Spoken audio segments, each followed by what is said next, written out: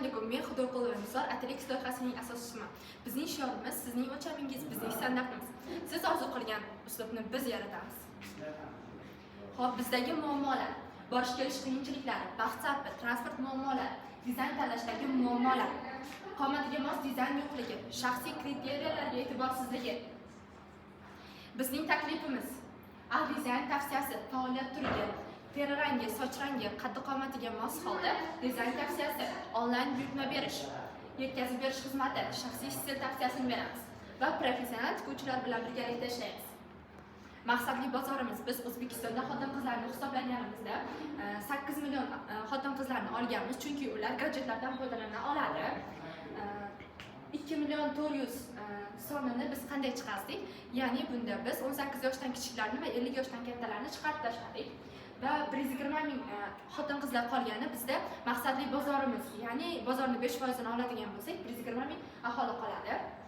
Biz bunda ayollar bilan so'rovnoma o'tkazganimizda bir yilda ular 10 ta ko'ylak tiktirishini aytishdi va biz komissiya miqdorini bitta ko'ylak uchun 10 ming so'm qo'ysak, 100 ming so'mdan foyda bo'ladi yiliga. Auditoriya segmentlari bizda ofis xodimlari, ular uchun kundalik ko'ylaklar, professional stilistlarni tavsiya qilamiz. To'y va bayramlar uchun esa maxsus ko'ylaklar, pigment segmentini tavsiya qilamiz. Talabalar va yosh onalar uchun esa arzon va zamonaviy dizaynlarni tavsiya qilamiz. Bizda raqobatchilar tahliliga keladigan bo'lsak, platformamizga raqobatchilar Ubay, Zara, Mango hisoblanadi. Onlayn do'konlar har birida mavjud, onlayn savdo ham har birida mavjud. Shaxsiy stil tavsiyasi hech birida yo'q, lekin Atelixda bor.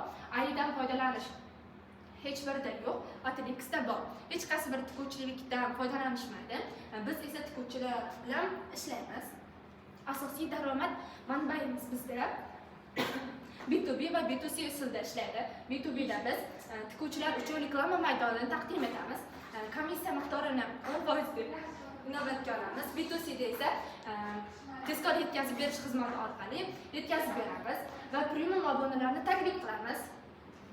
Bizda Atelix loyihamizning 12 oylik yo'l xaritasi, ya'ni trekking mavjud. Bunda biz 12 oy uchun nima ishlar qilishimizni ko'rsatib o'tganmiz.